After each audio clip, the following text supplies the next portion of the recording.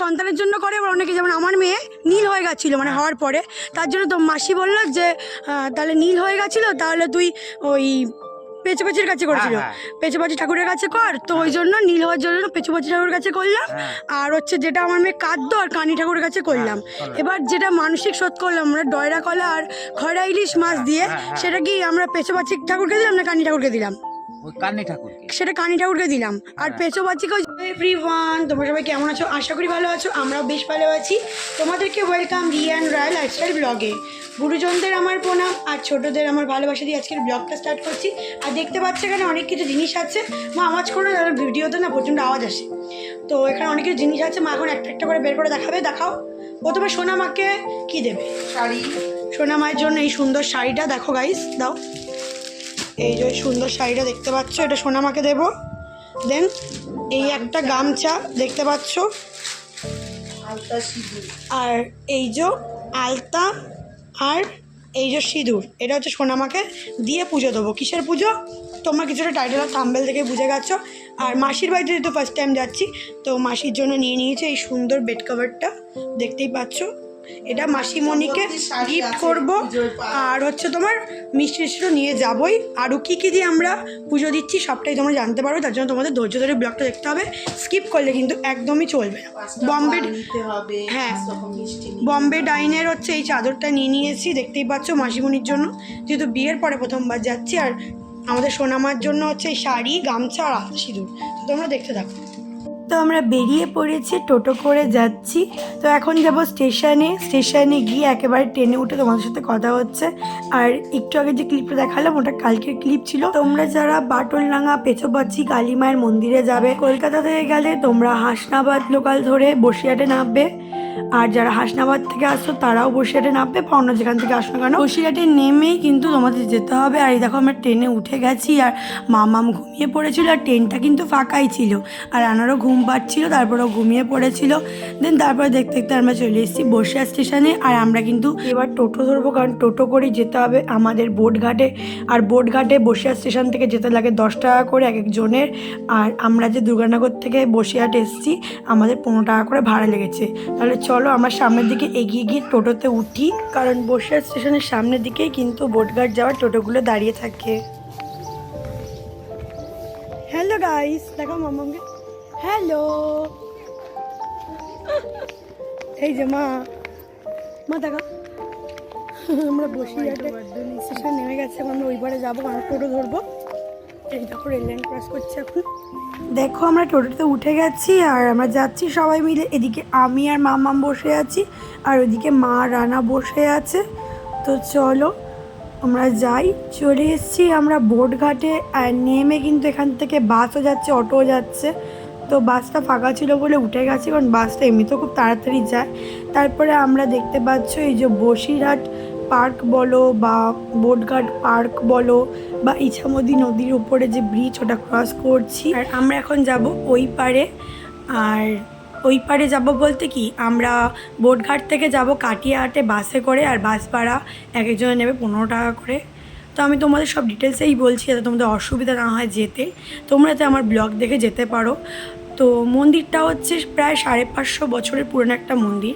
এখানে মানুষ আসে মানত করতে। ধরো যেই মহিলাদের বাচ্চা হয় না, বা যাদের বাচ্চা অসুস্থ থাকে, বা কোনো মহিলাদের প্রবলেম বলো, বা যে কোনো কারণেই কিন্তু আসতে পারো। শুধুমাত্র বাচ্চা হয় না বলে আসতে পারো, এটা ভুল কথা। তো আমিও যাচ্ছি ওখানে পুজো দিতে। তোমরা তো দেখতেই পারলে আমি কিনলাম কী কী দেবো বা কী কী দিয়ে পুজো দেবো।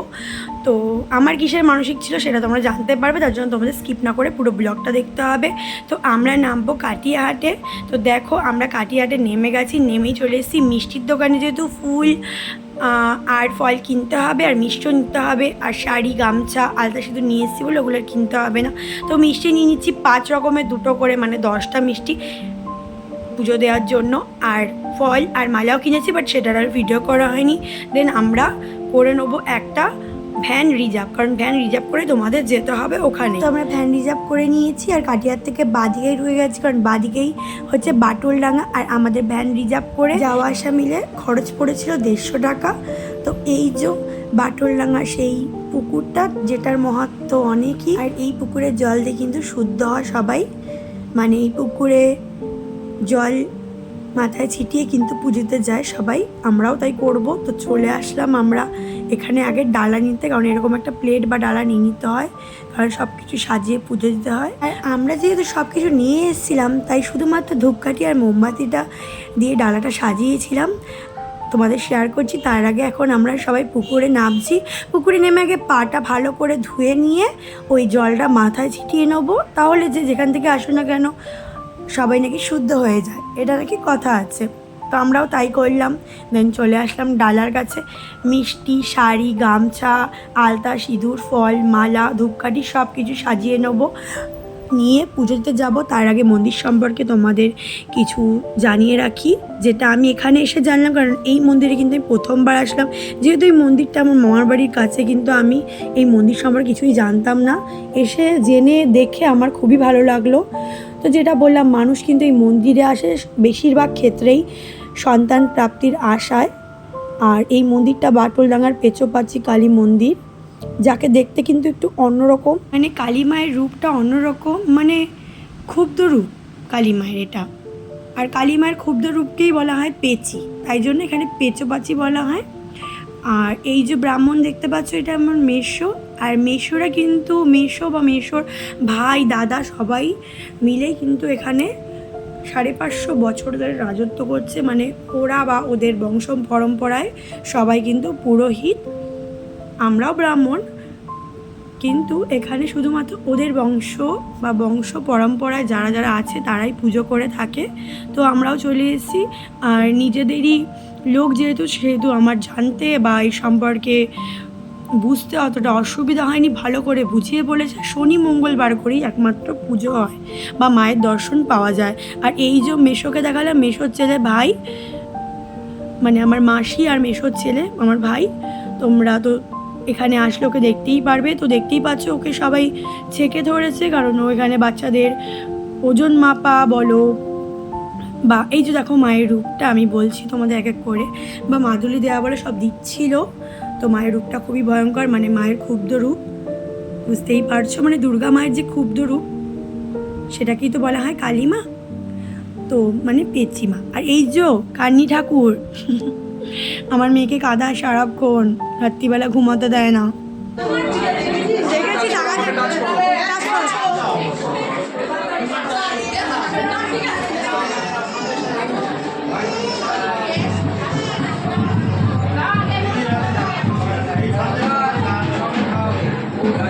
থালাটা পড়ে যাবে, উল্টে দিচ্ছ তুমি।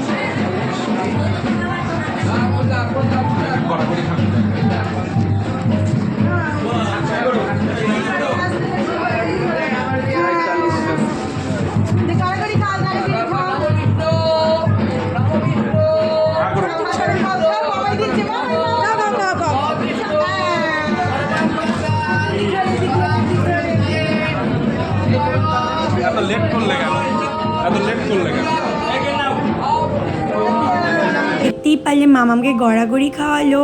আর দুটো মানসিক ছিল, কি কি সেটা আমি একটু পরেই বলছি। আর কি কি ঠাকুর আছে সেটাও একটু পরে বলছি। এখানে 100 টাকা আপাতত ডালায় দিয়েছে, আর পরে ব্রাহ্মণকে 200 টাকা দিয়েছে। আর মামামে যে 10 টাকা দিয়ে মানসিক ছিল সেটা ঠাকুরের চরণে দিয়েছি। আর বাকি মিষ্টি যা যা এনেছি তোমাদের তো বললাম, সবটাই আমি ডিটেলসে বলবো। আরও মন্দির সম্পর্কে যারা যারা জানো না, তোমাদেরকে সবটাই কিন্তু আমি আজকের ভিডিওতে শেয়ার করব। তোমরা ধৈর্য ধরে আমার ভিডিওটা দেখো, স্কিপ করো না, তাহলে কিন্তু কিছুই বুঝতে পারবে না। একদম প্রথমে কি ঠাকুর আছে? না না, এই যে একদম প্রথমে, এই যে তোমার পাশে, এই যে এটা পেচিমা, পাচিমা। আর এটা কান্নি ঠাকুর, এইটা কান্নি ঠাকুর, এইটা কান্নি ঠাকুর। আর এইটা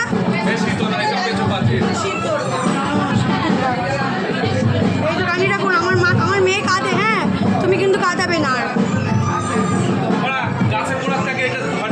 এই যে দেখো দণ্ডি কাটছে, ওনার মানসিক শোধ হয়েছে তাই জন্য দণ্ডিটা কাটছে। আর এখানে কিন্তু প্রতি শনি মঙ্গলবার করে মেলা বসে।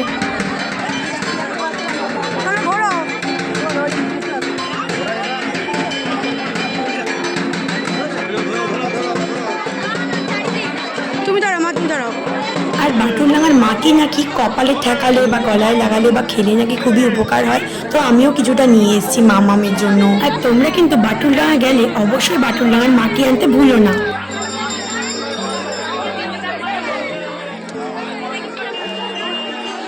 মামা মামাম মামাম, তো যেটা বললাম, এই মন্দিরে যেহেতু প্রথমবার পুজো দিয়েছি তো অনেক কিছু জানতাম না, আজকে জানতে পারলাম। তো ডালাটা মায়ের চরণের সামনে রেখে আমরা আগে এসেছি বট গাছের পরিক্রমা করতে। তো 3বার আমরা পরিক্রমা করে ধূপ আর মোমবাতি দেখিয়ে তারপরে আমরা যাব অঞ্জলি দিতে। তার আগে আমরা মন্দিরটা ঘুরে ঘুরে পরিক্রমা করে নেব।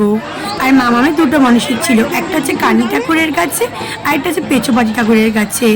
সবটাই শেয়ার করবো, তোমরা ধৈর্য ধরে দেখো, স্কিপ করো না, পাশে থাকো। আর এখানে দেখো কত বাচ্চারা এসছে, মানে কত মা তাদের বাচ্চাদের মুখে প্রসাদ দিতে বলো কিংবা কোনো মানসিক শোধ করতে বলো এসেছে।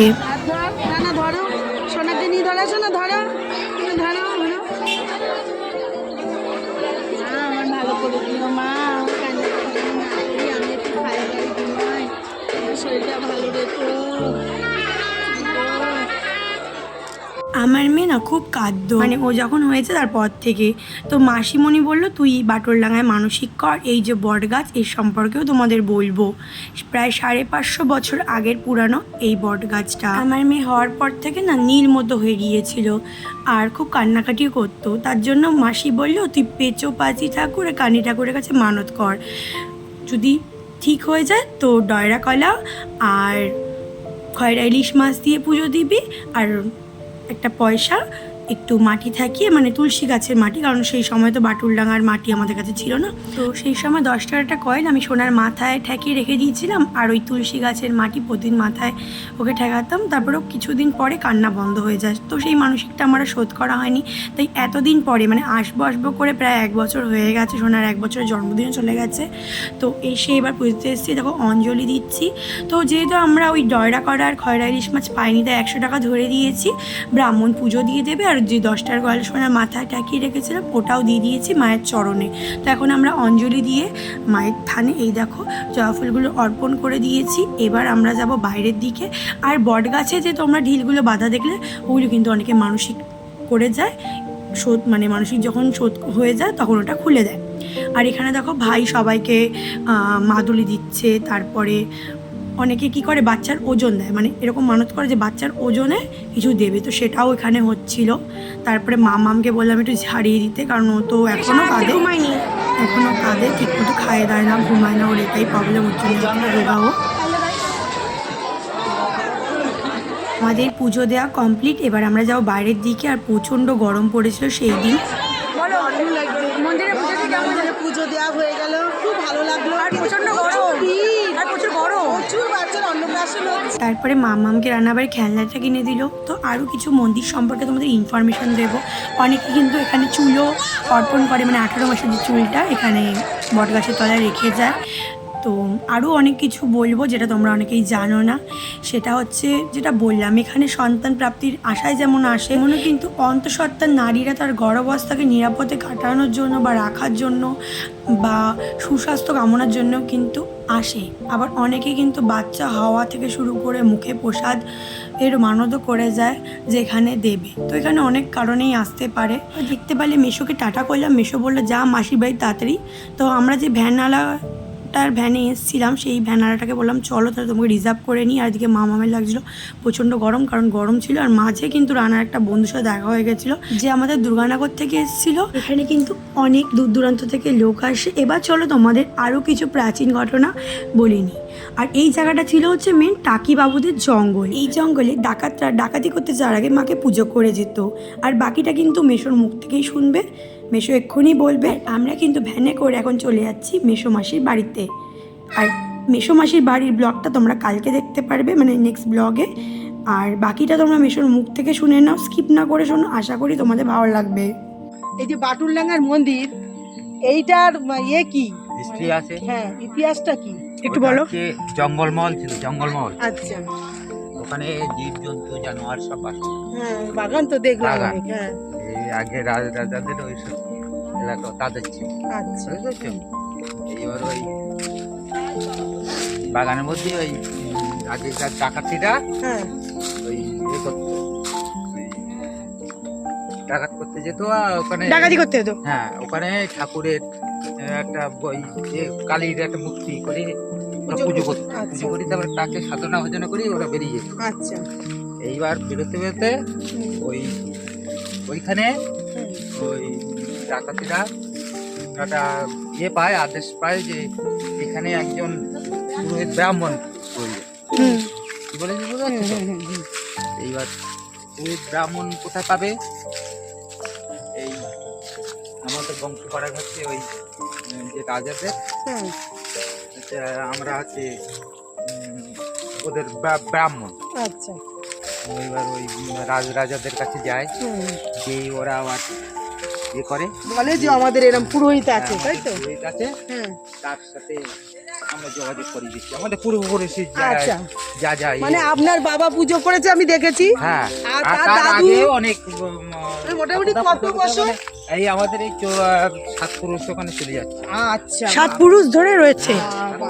7 পুরুষ ধরে বাটুলডাঙ্গায় মানে ওরাই রয়েছে, বা ওদের ছেলে বলো বা যেই বলো, আপনাদের ছেলেরা ছেলে তো করছে। ওই মন্দিরে তার ছেলে এরকম ভাবে চলে আসে। ওই পরিচালনা করতো একটা বিধবা বুড়ি, মানে আচ্ছা। তাকে ওই এই করে নিয়ে আসতো, ওই মানে চোখ বেঁধে আচ্ছা এনে ওই ডাকাতেরা বললো আচ্ছা, যে আচ্ছা। আমাদের এই মন্দিরে যারা এই আমার এইখানে পরিচালনা করলে হ্যাঁ মানে ওই ওই যে ঠাকুরকে হ্যাঁ দেখাশোনা ওই বুড়ি করতে হবে, দেখাশোনা পুজো করতো। টুজো দিতে হবে। পুজো টুজো দিত, হ্যাঁ। ওই বুড়ি স্বপ্ন আদেশে এই মাঠ এই বাগান ফুটতে পরিষ্কার করতে করতে মানে 9টা মূর্তি পায়। আচ্ছা বুঝতে সেই পেরেছো? নটা মূর্তি ওই সব মূর্তি ওই তাই সব তো? মূর্তি ওই সব পর আচ্ছা আচ্ছা ওই 9টা মূর্তি যেগুলো আমি তোমাদের দেখালাম। হ্যাঁ হ্যাঁ ওই হ্যাঁ, হ্যাঁ, ওই 9টা মূর্তি ঠাকুরের- তারপরে ওই বৃদ্ধ যে আছে উনি পেয়েছিল, তারপর হ্যাঁ, সেখান থেকে তোমরা কি করে পেলে? হ্যাঁ, এবার আমরা ওদের কাছ থেকে ওই বুড়ি আবার স্বপ্ন পেয়েছিল হ্যাঁ যে আমাকে এখানে তোমাদের আদি পুরোহিতকে হ্যাঁ তার কাছ থেকে হুম। আমার এখানে এসে পুজো করতে হবে, তার সাথে আলোচনা করতে হবে। কি ও। বলে বুঝাচ্ছি তো? হুম এবার ওই ডাকাতেরা আবার রাজাদের কাছে যায়, হুম ওই রাজারা আবার ওই বলে দেয় যে আমাদের আদি পুরোহিত অমুক জায়গা আছে, তাদের সাথে যোগাযোগ করতে হবে। হ্যাঁ হুম এবার তারা আসলো, হুম। এসে এই আমাদের পূর্বপুরুষের বংশধর তাদের কাছে আসলো, হুম। এসে ওই সমস্ত সব জানলো বুঝলো, এইবার ওই মন্দির পরিচালনা করার জন্য মানে ওইটা করলো। ও। বুঝেছিস?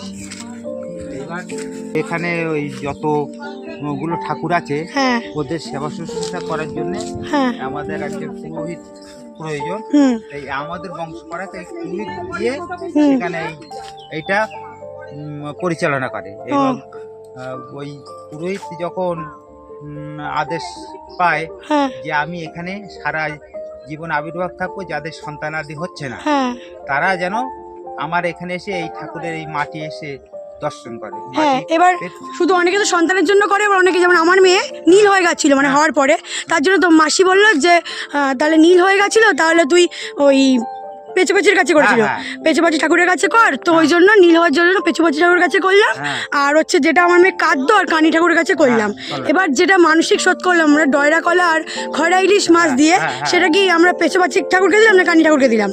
ওই কান্নি ঠাকুরকে। সেটা কানি ঠাকুরকে দিলাম। আর হ্যাঁ। পেচপাচিকে ওই যে পয়সাটা মাথায় ছুয়ালাম, হ্যাঁ, বাচ্চা ওই বসে ছিল কিছু সেইটা বাচ্চা, দান ওই করলাম। কিছু আঠা। হ্যাঁ আর এবার পুজো দেওয়ার সময় মাকে তোমরা শাড়ি, ধুতি, গামছা, হ্যাঁ। আলতা, সিঁদুর, ফল, মিষ্টি এর কিছু টাকা এরকম ভাবে পুজো দিতে হবে। হ্যাঁ, দিয়ে পুজো। হ্যাঁ এইবার ওই বংশপরাগ সেই ওই পুরোহিত ওইখানে ওই প্রতিষ্ঠিত হয়, এবং বাৎসরিক আমাদের একটা ওই শ্যামাকালীর উদ্দেশ্যে যেদিন কালী পুজো হয়। হ্যাঁ কিন্তু ওই যে দিন আমি দেখলাম মা কালীর ভীষণ ভয়ঙ্কর একটা রূপ, দেখেই তো ভয় লাগবে। ওকে হচ্ছে সাধনা ভজনা জিনিস হচ্ছে, উনি হচ্ছে ভক্ত হচ্ছে পাঠা বলি, ওনার পুণ্য করতে হবে। হুম এবার ওই পাঠা দিয়ে ওই বছরে যে কালী পুজো হয়, ওই কালী পুজোর দিন ওই সময়টা হয়, তো মায়ের ভীষণ ভয়ঙ্কর রূপ দেখলে মানে প্রথমেই ভয় লেগে যাবে। এইবার ওকে চতুষ্পদটা করতে করতে আমাদের এই পূর্বপুরুষ সেইখান থেকে ওই বংশপরাগ এইভাবে চলে আসে। ঠিক আছে, ভালো লাগলো শুনে। আর এইটা হচ্ছে মাসিদের মাঠ, মানে জমি, লাউ গাছ, অনেক কিছু হয়েছে আর অনেক কিছুই বাকি থেকে গেল। তো সেগুলি আমি তোমাদের নেক্সট ব্লগে শেয়ার করব, মাসির বাড়ির ব্লগে বা আমার মায়ের বার্থডে ব্লগে। আজকের দিনে কিন্তু আমার মায়ের বার্থডে ছিল, মানে 12ই মার্চ, আর এটা হচ্ছে 12ই মার্চের জানি। ব্লগটা যেতে একটু দেরি হয়ে গেল, কি আর করা যাবে।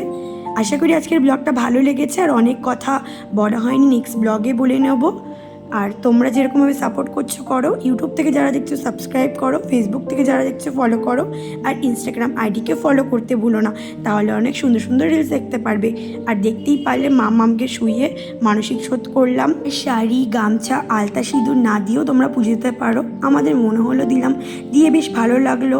আর এখানে এসে অনেক কিছু জানতে পারলাম। আমার মা বাড়ি এত কাছে থেকেও আমি কিন্তু জানতাম না। আমার মা বললো ছোটোবেলা একবার এসেছিলো, তারপর আর আসিনি। যাই হোক, তোমরা এই পাশে দেখো, সাপোর্ট করো। আর নেক্সট ব্লগ মায়ের বার্থডে ব্লগ, মাসির বাড়িতে আর আমাদের বাড়িতে কীভাবে সেলিব্রেট করছি সেটাই শেয়ার করো তোমাদের সাথে। তো আজকের মতো টাটা বাই, গুড নাইট, ভালো থেকো, টাটা বাই।